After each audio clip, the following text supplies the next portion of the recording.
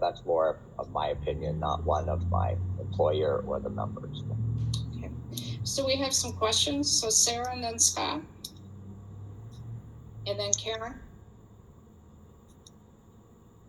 Thank you. Thank you all for being here. I always appreciate hearing from the VSEA, and I also want to thank you for your work. The work in corrections, is challenging, and we are very acutely aware of the staffing shortages and challenges. And I want to say I'm really appreciative and grateful for the work that our corrections officers have done to keep COVID down. I mean, I know it's been an incredibly challenging environment to work in on a normal day, and then during this pandemic, it's additionally challenging. And I just wanted to say, I think with the testimony that we heard, I just wanted to make sure that that Giovanna in particular is aware of our intention with legislation that we did last year to reduce our need for out-of-state beds. The need for out-of-state beds is decreasing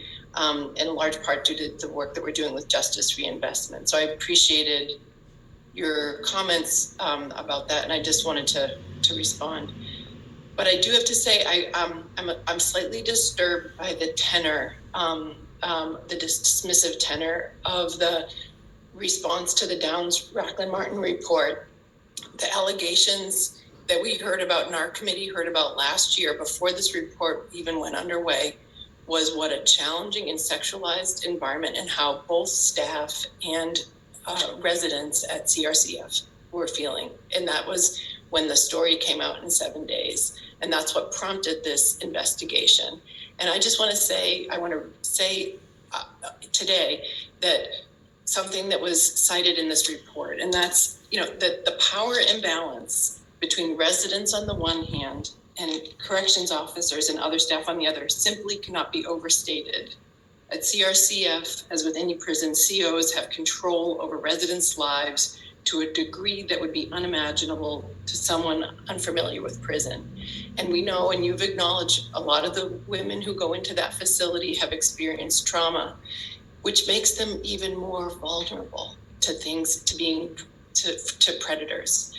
So I have a few questions, and I really want and invite VSEA to be a partner in this work, because I want to make sure that we get this bill right. I think what we're trying to achieve with this bill is to really change the culture within our correctional facilities so that it is a better place to work, and so it is a safer place for those who are in the care of the Department of Corrections.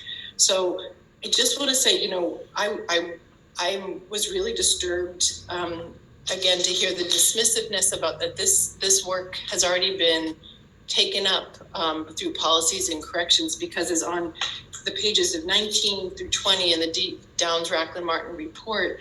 There are exemplary allegations of the kinds of things that residents have experienced, and how the department has not responded, and how some people, and so I'm not going to go through all of them, but there are at least 10 here that are just a sampling.